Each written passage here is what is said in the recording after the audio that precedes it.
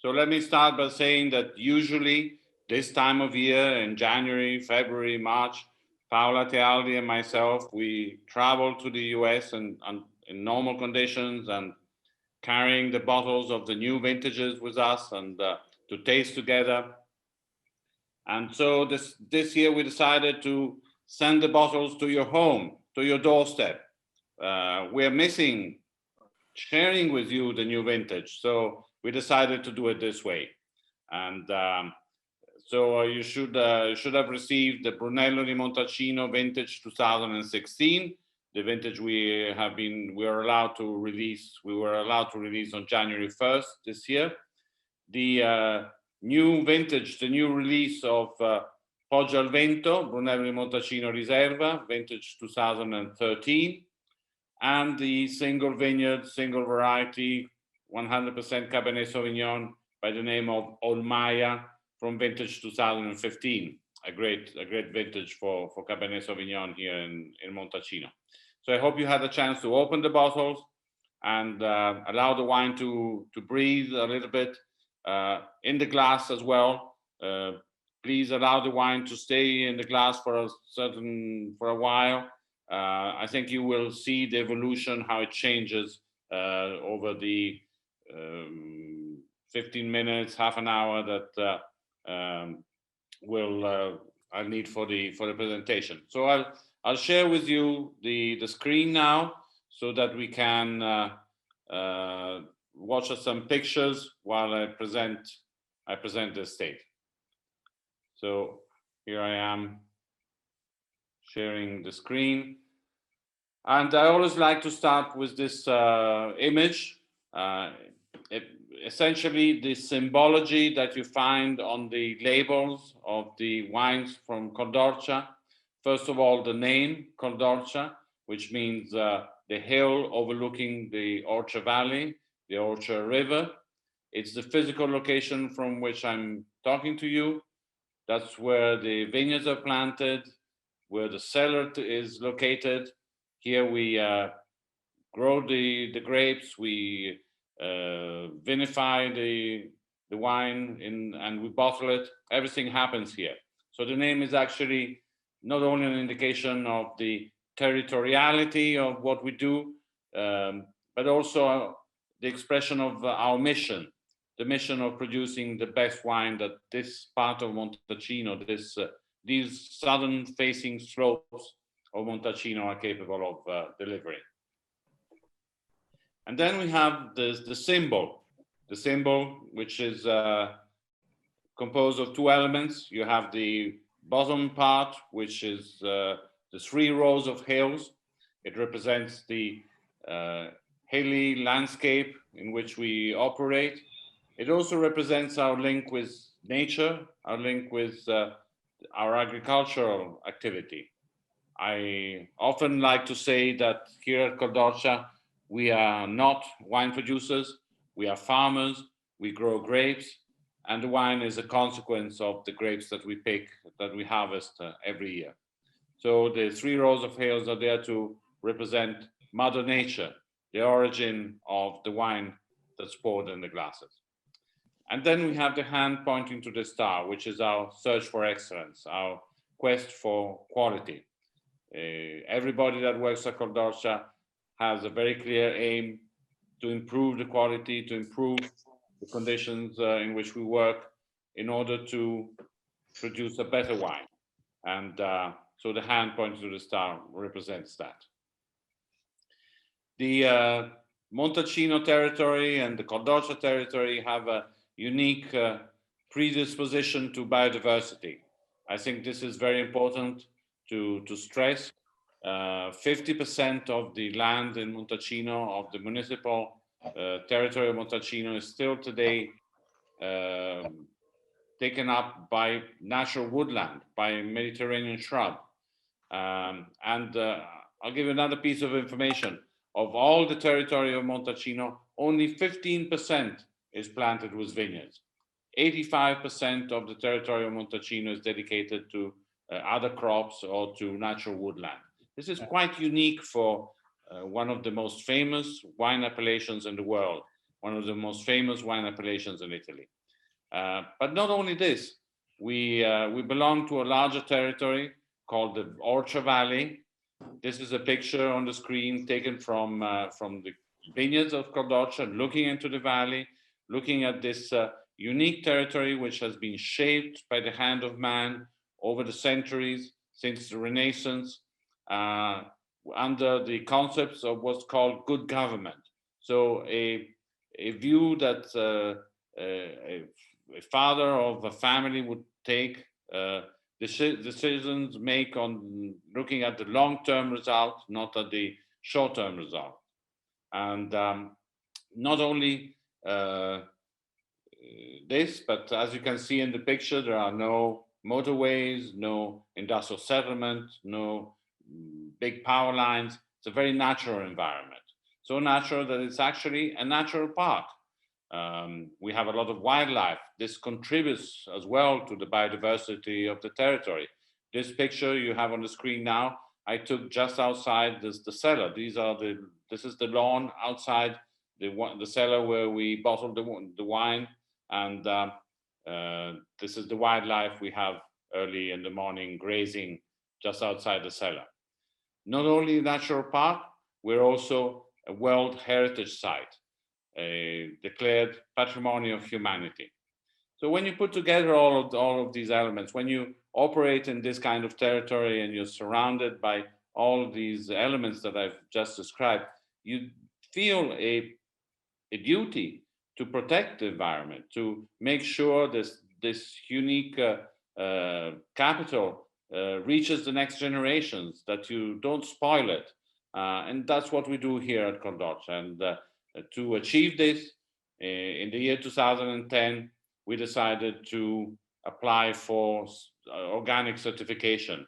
And since vintage 2013, we have obtained the European, Italian, and European Union organic certification.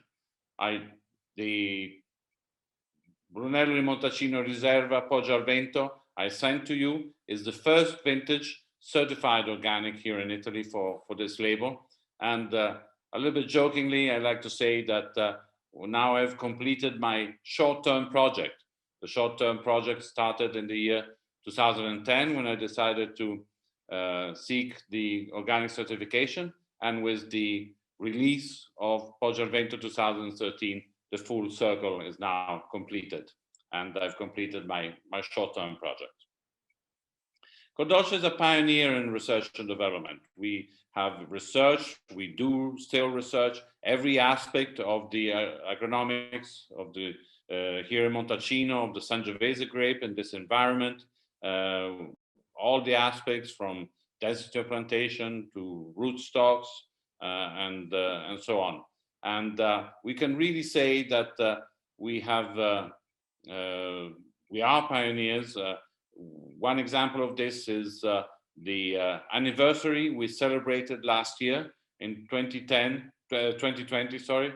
We celebrated 30 years of systematically using cover crops in the vineyards. We started in the year 1990 with the University of Florence, being the first farm, the first vineyard in Tuscany to use cover crops systematically. In those days, climatic change hadn't stepped in as it has now. So we used to use cover crops to control the production of the vineyard, avoid excessive production. And then eventually the cover crops became a mean to fertilize, to bring nitrogen to the vineyard. And in more recent years, we are also careful about what flowers compose the cover crop, so that the bees have pasture, have fields in which to graze and produce honey. So we have really led the way in this aspect of the management of the vineyard, and in many others, as Cordoccia, pioneers of research and development in the farming. So again, once more, organic farm really is a way of life for everybody that works on the estate.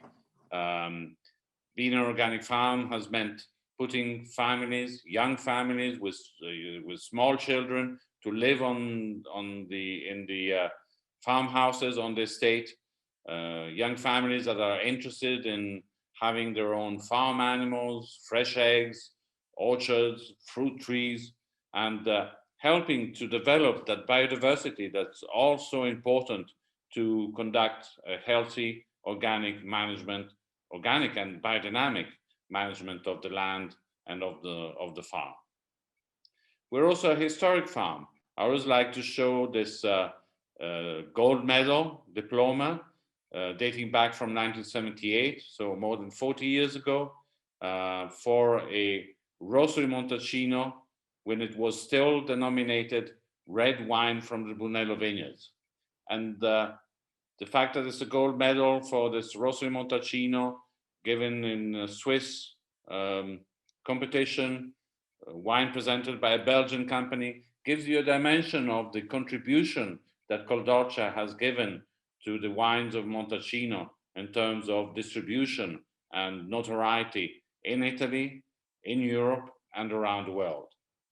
In fact, this next picture shows the label that we used in the 70s while shipping wine to the United States. I don't know if you can read at the bottom of the label, it says imported by the Mosswood Wine Company in New York. And this is a label of a vintage from the 1970s. The wine was already estate bottled, estate produced. We're still producing it in the same way from the same vineyards on the same location.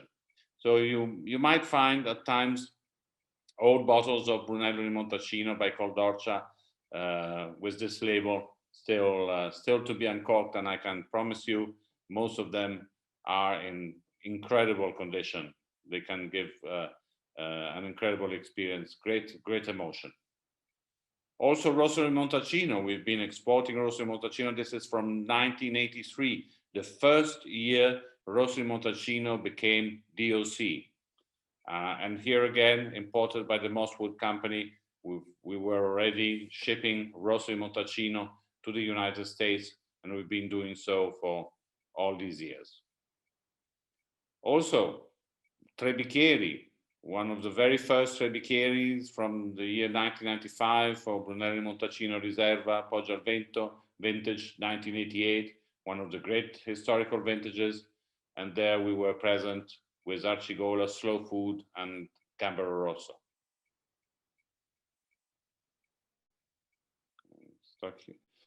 Okay, now I like to talk about the magic formula. Often I get the question of what makes Brunello so special, what makes Montacino so unique, and my answer is a magic formula. A magic formula that starts with the large oak barrels that you can see in this picture. Very large oak barrels, the ones on the left-hand side are 150 hectoliters. Effectively, each one of them contains the equivalent of 20,000 bottles. So you can imagine the size, they're really, really huge. And the magic formula starts in the middle of the 19th century, when here at Coldorcia we were already producing wine, producing Brunello. And in the middle of the 19th century in Montacino, they discover that the Sangiovese wine produced here can age. It doesn't turn into vinegar like the wine from many other parts of Italy and of Europe. This is quite unique, and it's part of the ingredients that compose this magic formula. The other ingredient is the Sangiovese grape, only Sangiovese, nothing but Sangiovese in Montacino. By law of the state of Italy, we're only allowed to use 100% Sangiovese grape if we want to write Brunello di Montacino on the label.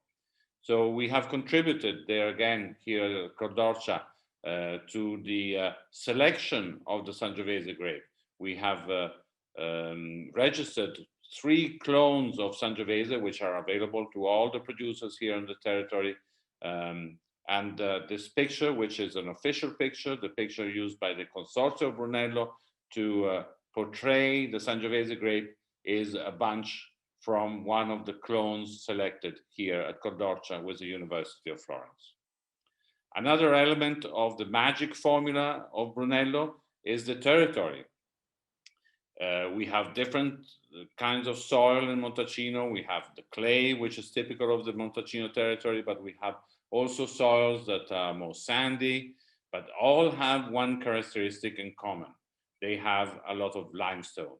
They have a lot of calcium, readily absorbable calcium that defines the tannins of the Sangiovese grown in Montacino. So very unique terroir that is part of the magic formula. And then the hand of man, the interpretation of all these elements of the Sangiovese, of the aging, of the soil, of the climate. And in this picture you have the photograph of my son, who ensures the next generation here at Coldorcia, the continuity of the more than 4th-century family tradition in winemaking.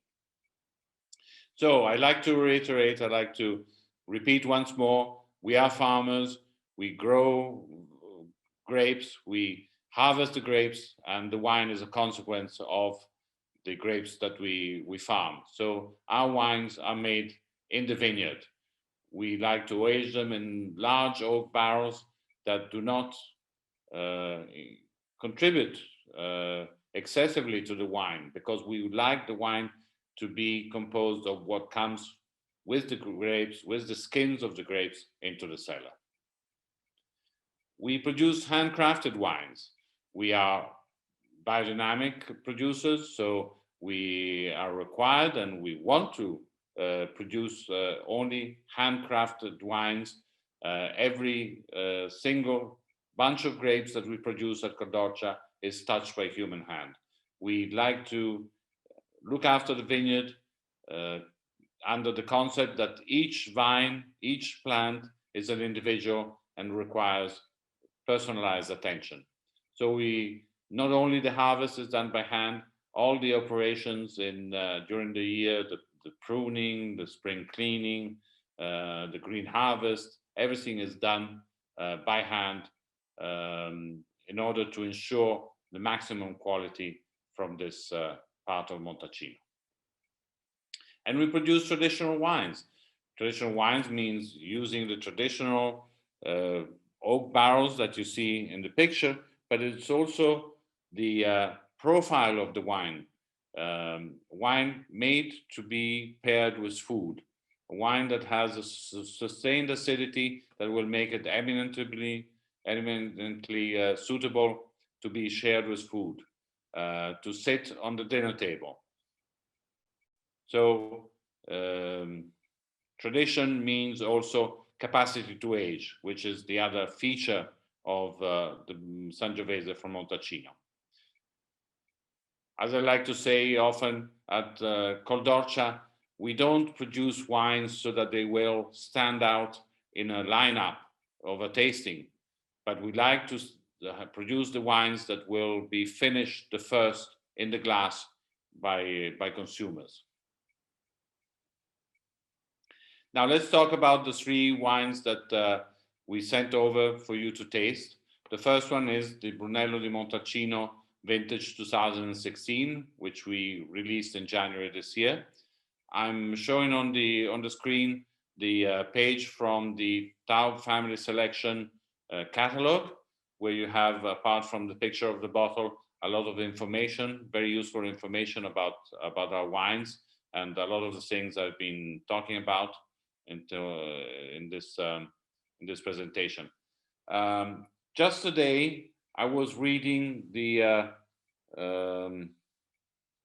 notes from a master of wine, Susan Hulme, who published today the article on Brunello di Montacino 2016.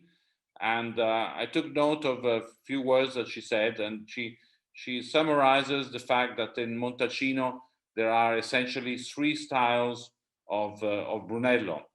And the first being the traditional style, sometimes austere, she says, when young, with high acidity and ripe fruit. These wines are matured in large, inert oak and need time to mature. Coldorcia in the south fits into this category. And this is very true. This is the kind of wine we like to produce. not necessarily a wine that will jump out of the glass when you just uncork the bottle and it's very young, but the one you want to bring to the dinner table, the one you will finish quite soon while having dinner and go looking for another bottle. Also, in describing the Brunello di Montacino by Coldorcia, Susan uses terms such as muscular, densely concentrated, firm, forceful structure. And this is true of the fact of the wine being young, being still at the beginning of its evolution in the glass, and it will develop into elegance and complexity over time. So I hope that you might have a chance to keep the bottle of this Brunello 2016 open for a while, go back tasting it in a few hours time, maybe with keep some of it for dinner and see how it evolves, see how it changes over time and acquires greater elegance, greater complexity. Here I'm showing a rating from the year 1986, and 94 points for an Italian wine was quite exceptional in those days. Italian wines were not rated so highly, and also the average rating, top rating by Wine Spectator was different from what it is today. So quite an achievement to get 94 points in those days for Brunello di Montacino from vintage 1979. On the screen now, the ratings from the 2016 vintage, the one we sent over, the one you'll probably have in your glass. But allow me to show you also the ratings of the previous vintage, 2015, for your. Coldorcia produces this label of Brunello di Montacino, the one we call vintage, every year. Some years we will use the wine that would have gone into Reserva or into single vineyard to keep the quality of this label standard to high standards every vintage. So this you can be confident that when Coldorcia writes Brunello di Montacino on the label, notwithstanding the vintage, you have a wine that deserves the Brunello di Montacino denomination. This is a picture I'm showing you to comment the fact that we having added a new label to our range of Brunello di Montacino recently with vintage 2011. It's called Nastagio. It's a single vineyard. Nastagio is the name of the farmhouse of the hill on which the vineyard is planted. And I've installed a road sign, the one you see on the picture, on the paved road that goes up to Montacino. It's a road sign that indicates where the vineyard is located, but it's also a road sign that I like to think I show my colleagues, the other producers of Brunello, the way forward for our territory. We have such a great wealth of diversity on the territory that we really need to show it. We really need to make use of it and define the differences, the complexity of the territory, the different aspects that Montacino offers. We also have the largest collection of all vintages of Brunello di Montacino available in the territory at Coldorcia, more than 50,000 bottles of all vintages. And of course, we are ready to provide any request. We have most vintages since the mid-60s. So if you're looking at a celebration, you're looking at an anniversary, we are happy to send you a single bottle, 3 bottles, 6 bottles, verticals, what have you. You just send us a note, let us know what you need, and we'll check in the cellar if we have availability of the vintage you're interested in. Now, the second wine we sent, Brunello di Montacino Reserva Poggio al Vento, vintage 2013. Poggio al Vento is a single vineyard. The first vintage was the year 1982. with this wine, we like to stress the most important aspect, the most important value of Brunello Montacino, the ageability.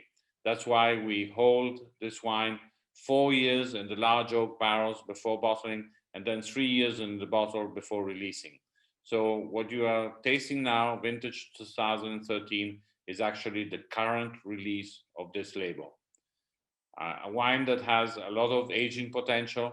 We produce it only in the best vintages when the conditions for long aging are present in the wine.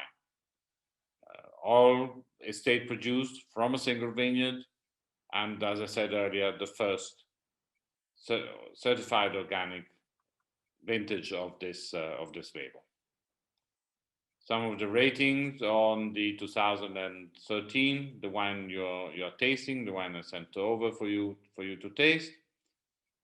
These are the ratings of the Italian wine guides, the sommelier association, Slow Wine, Italian Touring Club, and so on. And this is a surprise we received at the end of last year.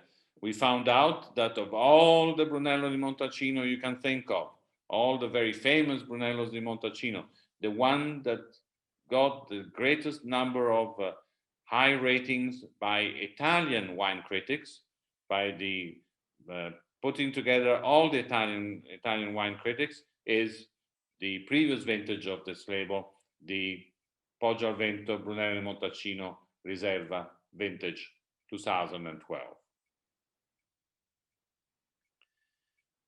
And then the third wine I sent over, another flagship wine for the estate, but not Sangiovese. This is Cabernet Sauvignon. This is a single vineyard, single variety Cabernet Sauvignon, vineyard planted in the year 1984, first vintage in 1989, and the wine that has given us incredible satisfaction, incredible ratings and recognition. I think of this wine as an expression of how special the territory of Montacino is. I think I tried to convey in this presentation I just gave you the uniqueness of the territory of Montacino. And this Olmaya, this Cabernet Sauvignon, single vineyard Cabernet Sauvignon, is another expression that Montacino is special, not only for Sangiovese, but for Cabernet Sauvignon as well, for other crops, for our olive oil, for our honey, for all the agricultural products that we farm here on this unique land. This is a trophy that our Olmaya Cabernet Sauvignon won in the year 1997 at the International Wine and Spirit Competition, Best Cabernet Sauvignon worldwide.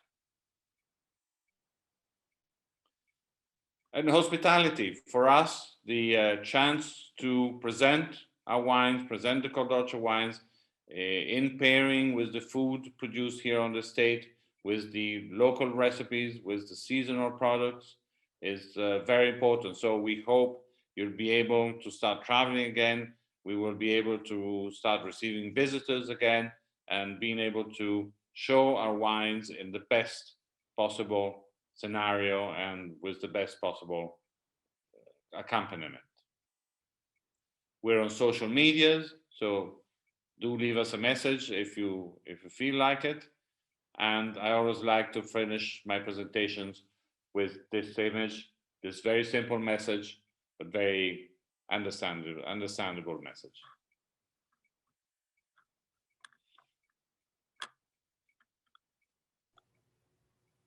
So that's my presentation, and we go live. Thank you very much for the presentation. Fantastic, and we can now move into the question section. There's already a few that are in the chat, so I'm going to go back and see if I miss something. Let's see here. So first question here is from Sean. Is asking, what is Col d'Orcia annual production? Col d'Orcia annual production, we have we're now up to 150 hectares. and we produce in total, depending on the year, between 700,000, 800,000 bottles, a majority of which are Sangiovese, between Rosso di Montacino and Brunello, but we also have EGT Toscana. We also have some white wines. We have the barrel fermented Chardonnay, Vermentino, Pinot Grigio, and Chianti. We're also in the Chianti region, so we produce some of that. But mostly it's pure Sangiovese, Rosso di Montacino, Brunello di Montacino, Brunello di Montacino Vigna, Brunello di Montacino Reserva. Thank you. From Gianluca, I have the question, what were the main challenges in 2016 in the vineyard and in the vinification process? Well, 2016 was a good year because we didn't have trouble. We didn't have trouble. 2015 was a warm vintage, but the vineyard didn't suffer too much from that. So from the start of the season, 16, the vineyard was nicely balanced in harmony with the environment. We had a good season in terms of climate, not too hot, nice and fresh nights. It's cool ripening season in September. We were able to pick the grapes in the second half of September, so a little bit later than some of the more recent years, and nice structure. If you like, we're looking at the vintage that is going to take a little bit of time aging in the bottle to really express all its potential. It's a little bit shy, a little bit tight, if you allow me the term, for the time being. But that's a good characteristic of a great vintage of Brunello di Montacino. I think there is a good segue question here. I'm going to jump here and then go back. Kirk is asking, can you speak to the 13 and 16 vintages if they are similar? And what do we have to look forward to with 17, 18, and 19? Yes, there are similarities between 13 and 16 as they are balanced vintages. 13 was much smaller in production because of the great drought and the extreme conditions of 2012 that affected the season 13. So it was a small vintage. In fact, we produced only half the normal production of Poggiar Vento on that season because from spring, from the beginning of the season, the plant was very subdued and with a small amount of fruit, with a restricted amount of fruit. 16 was more productive, more balanced, but there are similarities between the two vintages. How is Oh, sorry, go ahead. Looking forward, 2017 is the most extraordinary vintage I have ever seen. What happened in 2017 is that the two phenomena that characterize the climatic change, the global warming, came together for the first time. The great heat waves, which we had in 2011 and 2015 and so on, and the great drought like 2012, they happened in the same year. So 2017, we did not produce Rosso di Montacino. It was the smallest harvest in the history of Cordorcia, but the quality, the concentration, the depth, the structure, it's all Brunello. It's going to be a little bit like 1999, if any of you remember that vintage, a vintage that took a very long time to ripen, to gain complexity, to be approachable, where the tannins, approachable tannins. So stock up on 15 and 16 because the 17 is going to need time before you can uncork it. 2018 is a lovely vintage. I don't know if any of you have tasted the Rosary Montacino 2018, which we shipped until last year. Very balanced vintage. I like 2018 a lot. Great balance, great harmony, great vintage. 2019, a very abundant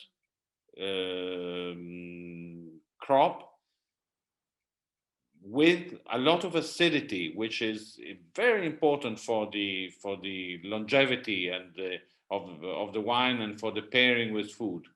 2019 was one of those vintages we have learned about in Montacino over the years. It's a vintage that reserves surprises. It took almost a full year before we realized the true potential of 2019. It's going to produce very good wines, wines that have all the right elements for a good to great vintage of Brunello Montacino.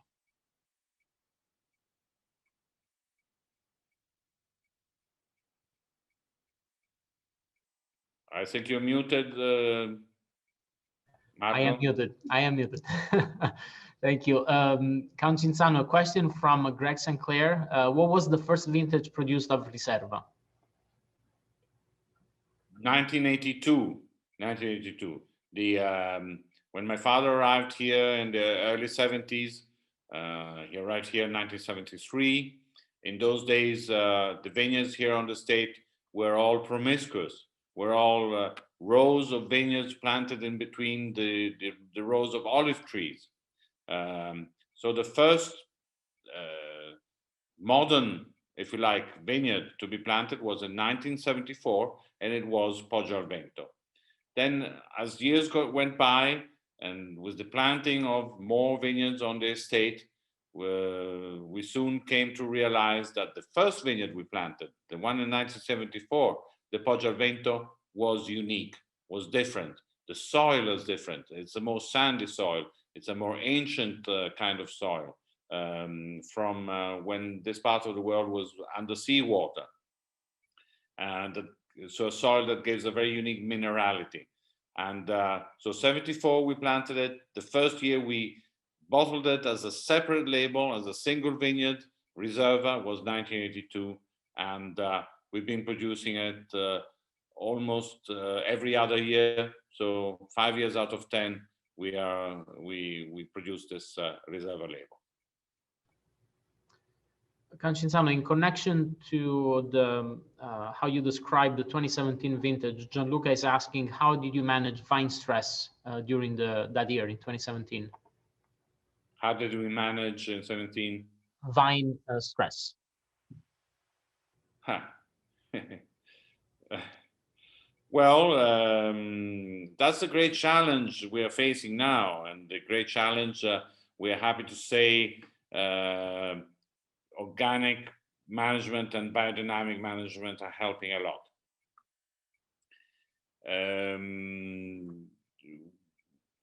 We harvested earlier. We harvested with great care. We had to select during the harvest with different passages in the vineyard, taking down what was exposed to the sun rays and was going into dehydration, and leaving on the plant each time what was still in good condition, still plump, so to speak, had a good proportion of skin pulp, skin moisture, must, and then eventually we had a little bit of rain that salvaged the whole vintage. The way of dealing with these extreme climatic events that we are witnessing in recent years is, in my view, precisely the path that we have taken, the one of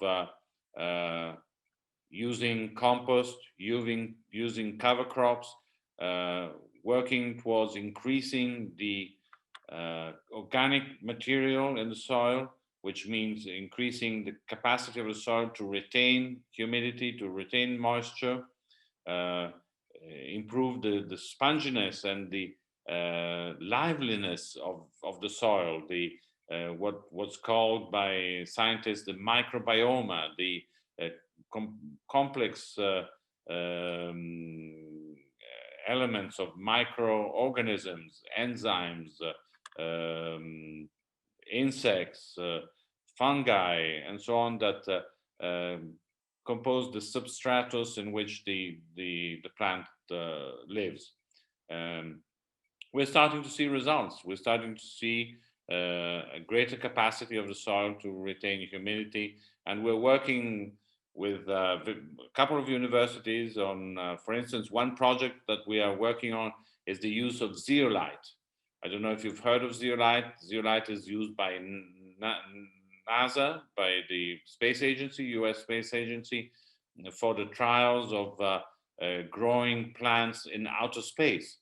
It is a natural volcanic soil that has a very unique hydroponic characteristic of accumulating moisture and releasing it with heat. So during the summer days and the very hot summer days, the zeolite releases moisture for the plant to survive. So that's what we're working on. Putting the plants in the right conditions to confront the climatic changes we're witnessing. Thank you, Cinzano, and you answered the question from Bart by your explanation that was asking exactly how organic and biodynamic farming helps the climatic challenges. Then we have Aldo from Dallas. Two questions. What is the approach on environmental sustainability and the use of animal derivative for clarification or filtration? Yes, well, Cordoccia has always been very attentive towards the environment. If you take a bottle of Cordoccia Brunello Montacino, and probably some of you have already noticed this in a wine shop environment, in a wine store, the bottles of Cordoccia are among the lightest in terms of weight of glass of all the range of Brunellos.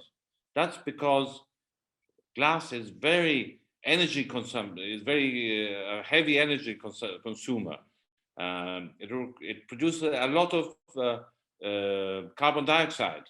Our next objective at Cordoccia is to reduce the carbon dioxide footprint of the estate.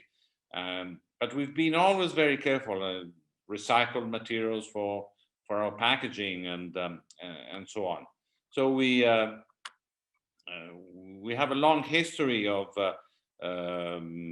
protecting the environment, and the picture I showed you earlier of the great oak tree of Poggio al Vento covered with snow, well, that for us is a beautiful tree. It's a monument of nature, but it's a carbon dioxide capturing machine, one that improves the balance, the carbon dioxide footprint of our work, and contributes to improve the environment in which we live.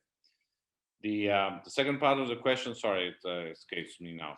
It was the use of animal derivatives for clarification or filtration. Yes, well, we breed some animals, not that many, not as many as I would like. In terms, we have sheep and goats. I'm looking at fencing part of the vineyards precisely to increase the amount of animals that I have on the estate, because I consider that biodynamics require the presence of animals. In any event, we have for the compost we use in the vineyard as a fertilizer, and to improve the organic material in the soil, we source the manure from a organic cow farm not far from here on the mountain. We're just close to the Monte Amiata, which is the highest mountain in Tuscany, an area with production of milk, and we have precisely access to organic manure from the farm there.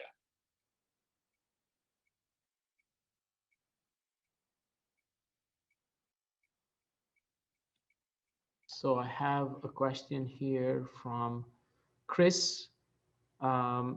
Is getting the proper acidity pH levels getting more difficult in the last several vintages because of warmer climate? Yes, it does.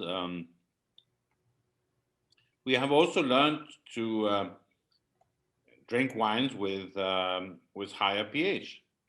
Certainly 2015, which is rated a 5-star vintage, is generally a vintage that has a higher pH due to the heat we had during the months of July, and which has contributed to round up the tannins from an early stage of the aging in the bottle. So 2015 is a very drinkable vintage in early years or already now, precisely because it has a higher pH.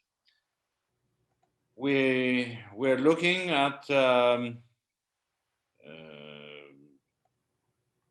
using a fine tool. How would you define it?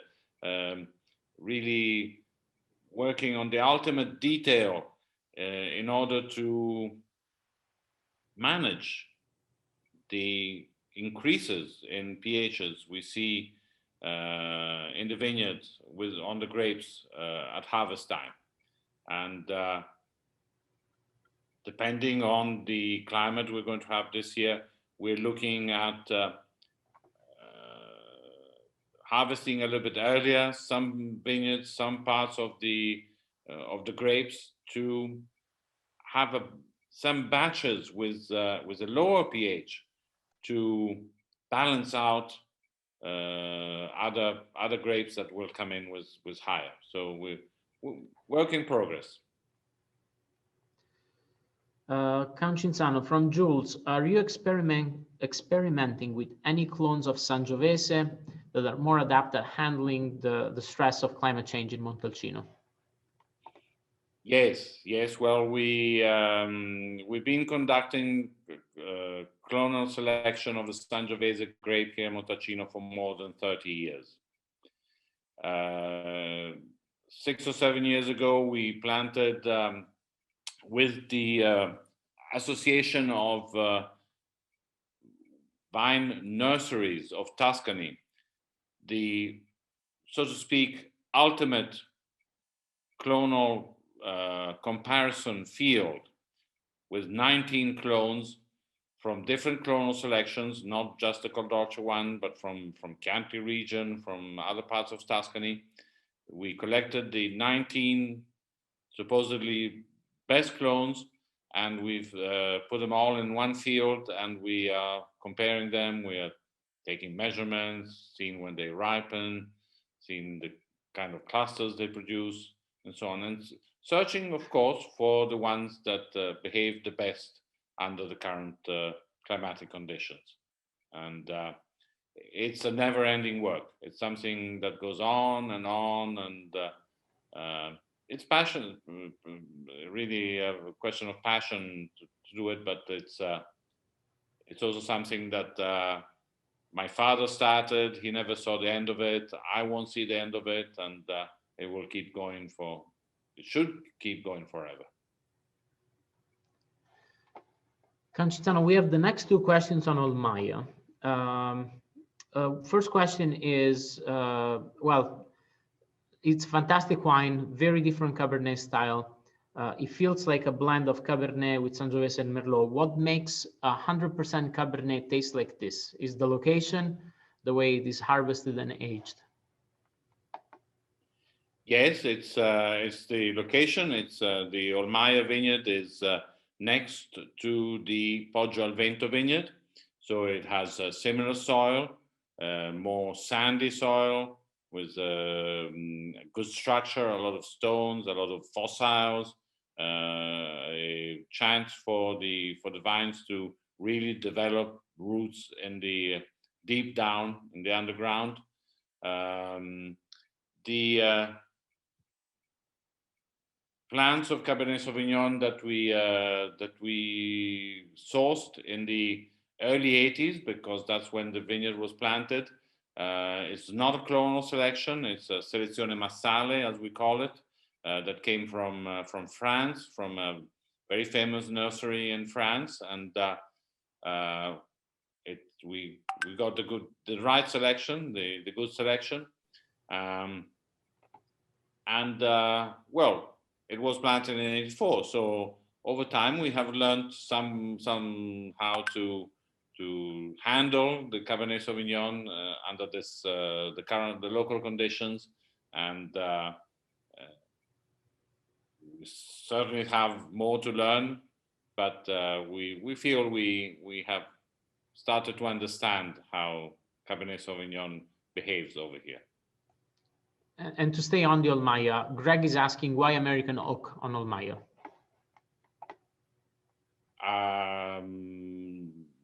Well, it's actually French oak. Did I say American oak? It's French oak. French oak. Okay. It's very, very classic 2 winter, 18 months barrique aging with batonnage, remuage on the fine lees. Very typical protocol of traditional Cabernet Sauvignon from Bordeaux. Let's see here. So I see a question from, well, Biochar, we touched on that already. Patricia is asking how many degrees of temperature variation you're seeing on your lows and highs in the region. Hey, in 2016 we had the 15 degrees Celsius difference, 15, 18 between night and day. That's what makes 2016 a very classic vintage. Other than that, one of the features of the climatic change, when I say one of the phenomena we are witnessing, is the very severe heat waves that continue between not only during the day but at night as well. The high temperatures, the heat is relentless. It's there night and day, and we don't get that much temperature excursion, and that limits the development of the aromas, because it's the change of temperature between night and day that really and the cool nights that really develop the aromas in the wine. So it's not a constant difference between night and day. It depends on the year, depends on the vintage. I want to clarify on the oak here. I get some feedbacks, and we went to check on our collateral. We actually have it on the tech sheet, which might be an error. Small use of American oak in Olmaya 14, maybe 15 different regimen, but otherwise we need to correct it. If that's the case, it's our barrique producers have the tendency, when you ask for special treatment, to send you a American oak barrique as a discount. So that may be the contribution of American oak in the aging blend of Olmaya. All right, all clear. Thank you. I think I haven't skipped anything. If I have, please raise your hand. Francesco, I would just, as Andrew from the Wine Watch, I would like to say thank you so much for sending the 3 bottles, and what wonderful wines. The 16 vintage I'm very excited about. It looks like it's going to be as good as everybody has talked about. And the 15 vintage, I love the Cabernet. And we have our vintage Brunello tasting every year. I've got a bottle of 79 Col Dolce, the oldest bottle of Brunello we have in the store. Now, it doesn't have the importer name on it, so I'm guessing this was a bootleg bottle. It was brought in directly through, in the suitcase. So we're looking forward to drinking this. It's in beautiful shape.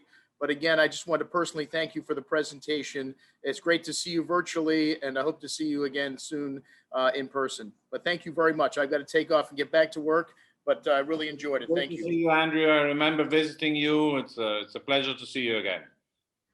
My pleasure. Thank you.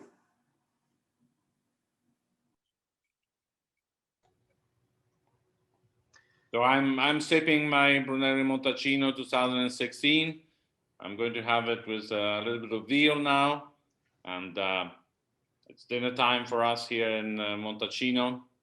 So some veal saltimbocca alla romana with some bacon and some sage. I want to thank everybody that participated to this tasting and conversation. We really appreciate it. Thank you very much, Count Cinzano and Paola and everybody. Salute.